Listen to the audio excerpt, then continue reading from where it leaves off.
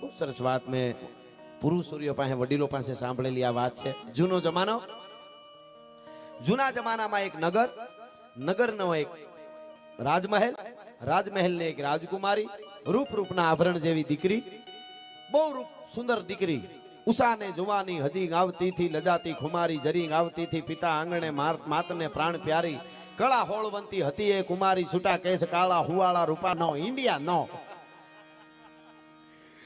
તાજા સુધરી જાય અમુક એની વાત નથી, પણ મારે આપને કહેવો છે એક પ્રસંગ નાનકડો કહેવો છે, બહુ સરસ. ભગવાન રામના નામનો પ્રતાપ કેવો છે, બહુ સરસ વાત મેં પુરુષોરીઓ પાસે વડીલો પાસે સાંભળેલી આ વાત છે. જૂનો જમાનો, જૂના જમાનામાં એક નગરનો એક રાજમહેલ, રાજમહેલને એક રાજકુમારી, રૂપના આભરણ જેવી દીકરી, બહુ રૂપ સુંદર દીકરી, ઉષાને જુવાની હજી આવતી થી લજાતી ખુમારી, જરી આવતી થી પિતા આંગણે માતને પ્રાણ પ્યારી, કળા હોળવંતી હતી એ કુમારી, છૂટા કેસ કાળા હુવાળા રૂપાળા, બહુ ખેલ ખેલે સખી સંગ બાળા. એવી રૂપના આભરણ જેવી, નામ એનું ચંદ્રમુખી. સાંભળજો, નાનકડી વાત છે. ચંદ્રમુખી નામની રાજકુમારી, સંસ્કારી. એને એવો નિયમ, હવારમાં સૂરજને જળ ચડાવવા માટે ઝરૂખામાં આવે અને આવી રીતે જળ ચડાવી અને વહી જાય. સ્નાન કર્યા પછી બન્યું એવું, એક બજાર વાળવા વાળો માણસ, વાલ્મીકી સમાજનો એક બજાર વાળવા વાળો માણસ, એ કાયમ બજાર વાળવા માટે આવે. એમાં એની નજર એક દી ચંદ્રમુખી હામી પડી, પણ મું મને લગી તું મના, અને તું મને લગી મું, પછી લૂણ વળ્યું ભા પાણી અને પાણી વળ્યું ભા લૂણ. મોર કો ધ્યાન લગો ઘન ઘોર સે દોર સે ધ્યાન લગો નટકી, જેમ દીપક ધ્યાન પતંગ લગો પન હારી કો ધ્યાન લગો મટકી, જેમ ચંદ્ર કો ધ્યાન ચકોર લગો ચકવાન કો ધ્યાન દીને છે ટકી.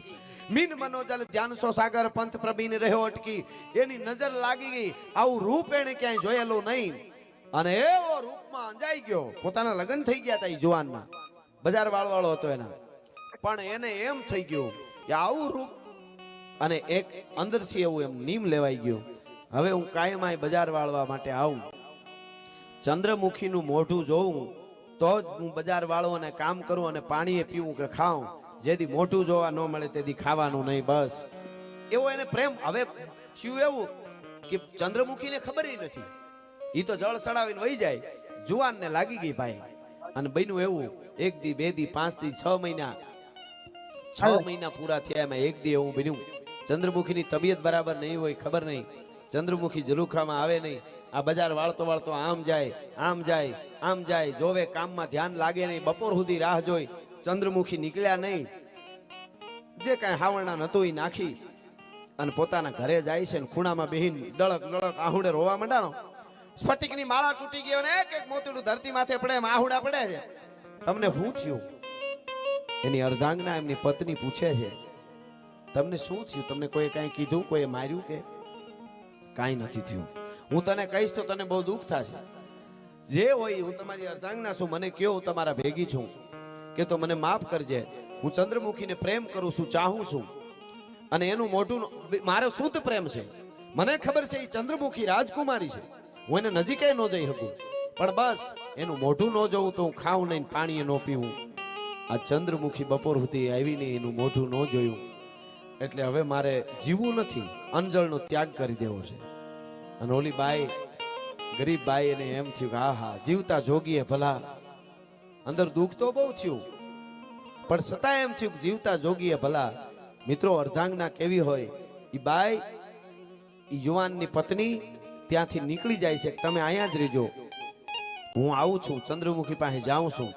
પોતે ચંદ્રમુખી પાસે આવે છે, દરવાનો આડા ઉભા હોય, એને કરગરી, રોય રગળી, ગમે એમ કરી ચંદ્રમુખી ઉધી બાઈ પૂગે છે, ઓલાની પત્ની. અને એને કીધું, ચંદ્રમુખી, પગે લાગીને તમને એક વિનંતી કરું છું કે મારા પતિને એકવાર મોઢું દેખાડી દો. હે? કોણ તારો પતિ? બજાર વાળવા માટે આવે છે ને તમારી? કે હા, એની પત્ની છું. કે તો એ તમને પ્રેમ કરે છે, ચાહે છે, તમારું મોઢું ન જોવે ને તો એને પાણી નહીં પીવાનું. આજ તમે નીકળ્યા નહીં એટલે અહીં સુધી આવી છું, અનજળનો ત્યાગ કરી દીધો છે. એવું છે કે હા, જોજો આ દેશની દીકરીઓ કેવી હોય, એ પણ આમાં વાત છે. રામના નામનો તો પ્રતાપ છે જ, પણ આ દેશની દીકરી કેવી હોય. હવે ઈ રાજકુમારી ધારે તો તરત જ સિપાહીઓને હુકમ કરે કે ના લઈ આવીને ફાંસીને માચડે લટકાવી દો. રાજકુમારી ઉપર નજર બગાડે છે, પ્રેમની વાતો કરે છે, પણ નહીં. ભારતની દીકરી શું હું, મારે એને હારા રસ્તે ચડાવવો જોઈએ. કોઈ યુવાનની આંખ બગડતી હોય તો એને શું કીધું, તારો પતિ મને જોવે તો પાણી પીવે, મને પ્રેમ કરે છે કે હા, ઓ મને ખબર નથી, કાંઈ વાંધો નહીં. હવે સાંભળી લે, એની પત્નીને કહેશો, સાંભળી લે, તારા પતિની પાસે જા, તારા પતિને કહેજે મારું મોઢું જોવે તો જ પાણી પીવું છે ને, કે હા ઈ નિયમ નહીં, મારું માન. ખાવાનું પાણી પી લેવાનું, ખાવાનું ખરું, જે કામ કરતો હોય એ કામ પણ કરવાનું, પણ એક કામ કરવાનું છે, સાંજ હવાર ઉઠતા બેહતા જમતા જ્યારે જેટલું વખત મળે એટલું રામ રામ રામ રામ રામ રામ રામ રામ રટણ કર્યા કરવાનું. બીજું કાંઈ નહીં, જે કામ કરે એ ચાલુ રાખવાનું, પણ વખત મળે થોડો કઈ એટલે રામનો એક માળા લઈ લેવાની અને રામ રામ રામ રામ રામ રામનું સ્મરણ કરવું. આ 6 મહિના સુધી કરવાનું. 6 મહિના પૂરા થશે ને, 6 મહિનાનો પૂરા થઈને પહેલો દિવસ શરૂ થાય ને 6 મહિના પછીનો, તેથી હવારમાં 16 શણગાર સજી રથ જોડી અને હું તારા પતિને મોઢું દેખાડવા માટે આવીશ. જોજો, મોઢું દેખાડવા, ખાલી મોઢું દેખાડવા માટે તારા ઘરે આવીશ. બાઈ પાછી ઘરે ગઈ, એના પતિને કીધું કે આહા ચંદ્રમુખી તમને કીધું ખાઈ લ્યો, પાણીએ પી લ્યો, કામ કરો, પણ રામનું નામ 6 મહિના સુધી લેવાનું. 6 મહિના પૂરા થાય એટલે ચંદ્રમુખી તમારા પાસે અહીંયા ઝૂંપડે આવશે મોઢું દેખાડવા. હે ચંદ્રમુખી એમ કીધું કે મને અહીંયા મોઢું દેખાડવા છે. હા, કે કાંઈ વાંધો નહીં. પાછો રેગ્યુલર ક્રમ શરૂ થઈ ગયો, ખાવું પીવું બધું, પણ રામનું રટણ ચાલુ થઈ ગયું. ભાઈ સાંભળજો, સીતારામ રાધે શ્યામ ભજમન જાનકી ભરથાર, કેવન જાલકી કીર્તાર, સીતારામ રાધે શ્યામ ભજમન જાનકી ભરથાર. ઈ રામ રામ રામ 1 દી 2 દી 5 દી 15 દી, મહિનો 2 મહિના 5 મહિના 6 મહિના પૂરા થયા. સાંભળજો, પછી તો શ્વાસે શ્વાસ રોમ રોમ લાગી ગઈ ભાઈ. હો રામ રામ રામ, જે કાંઈ કામ કરવાનું હોય જલ્દી વાળી સોળી નાખે કરવાનું. પછી તો ચંદ્રમુખી બાજુ જોતો નથી કે ભાઈ આવવાના જ છે, મારું કામ શરૂ રાખું. પણ રામ રામ રામ રાતે ખાલી 2-4 કલાક હુએ, આહુડા પડતા હોય મારો રામ મારો રામ મારો રામ મારો રામ મારો રામ. મિત્રો 6 મહિના પૂરા થયા અને પછી આગલી હવાર થઈ ને એટલે ખૂણામાં બેઠો બેઠો માળા ફરતી હતી ઝૂંપડામાં, રામ રામ રામ રામ રામ રામ રામ રામ રામ.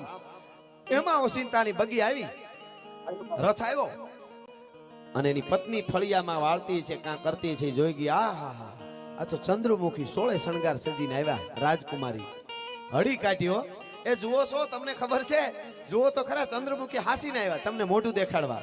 ચંદ્રમુખી પોતે આવી તમને મોઢું દેખાડવા, પણ ઓલાને રામ તુહી રામ તુહી રામ તુહી રામ તુહી. અરે પણ જોવો તો ખરા, ચંદ્રમુખી કેમ સમજતા નથી. પાસે જઈને કીધું, ચંદ્રમુખી જાણે બીજો ચંદ્ર આવ્યો એવું રૂપ. જુઓ તો ખરા, તમારા હાટું બીજો ચંદ્ર જાણે આવ્યો. સાંભળજો, ત્યારે આંખ ખોલી નહીં પણ આંખ બંધ હતી. રામ તુહી રામ તુહી રામ અને એટલું બોલ્યો. માળા ફેરવતો ફેરવતો જુવાન ચંદ્ર આવ્યો કે હા. હવે ઈ ચંદ્રને કયો રામ રૂપી સૂર્ય ઉદય થઈ ગયો, ત્યાં ચંદ્ર ઝાંખો પડે છે. હવે ચંદ્રની મારે જરૂર નથી. હા, રામ રૂપી સૂર્ય અંદર ઉગી ગયો, હવે ચંદ્ર ઝાંખો પડે છે. ચંદ્રને કહી દો તમારો ખૂબ ખૂબ આભાર, હું એક પ્રેમમાં પડ્યો તો ત્યાંથી રામમાં લઈ આવી દીધો મને. અને ભારતની દીકરીઓ કેવી હોય, મારા પ્રણામ કહેજો. મોઢું જોવાય ન ગયો, એ દીકરીને મારા બેનને પ્રણામ કહેજો. કહેવાનો અર્થ આમાં એવો છે, રામના નામની પણ શું તાકાત છે એ બતાવે છે. અને બીજું એ બતાવે છે કે ભારતની દીકરીઓ કેવી હોય, સિંહણ જેવી હોય આ દેશની દીકરીઓ. અનેક કથાઓ છે, હું કાયમ પ્રોગ્રામમાં કહું છું, અનેક વાર્તાઓ છે. તમે ભગતસિંહ રાજગુરુ સુખદેવની વાતો તો સાંભળી છે, થોડી આવી વાતો 1-2 કરી લઉં છે એટલે તમને ખબર પડે. રામ પણ રાજી થાય. રામ ખુમારી વાળા પાસે જ આવ્યો, નકરું રામની ધન્ય લાગે ગત નો લાગે. કોક દીએ ઉભા મોરની, એમ ધર્મ નો બચે કાંઈ. એના માટે તો કેટલા કેટલા બલિદાનો દેવાના છે, તમે જુઓ તો ખબર પડે. એમ નથી આપણું આ 500 વર્ષ પછી રામ મંદિર બન્યું. અદ્ભુત કાર સેવકોએ લોહી રેડ્યા છેલ્લે હમણાં લોહી રેડ્યા સાહેબ, આઝાદી પછી. તમે વિચાર કરો, કાર સેવકોએ ત્યારે આપણું રામ મંદિર આજ અડીખમ અયોધ્યામાં ઊભું થયું છે. એટલે આ વાત સાંભળજો, છેલ્લે રાજગુરુ સુખદેવ અને ભગતસિંહ ફાંસીને માચડે લટકી ગયા ને, વાત તો જાણીતી છે આપ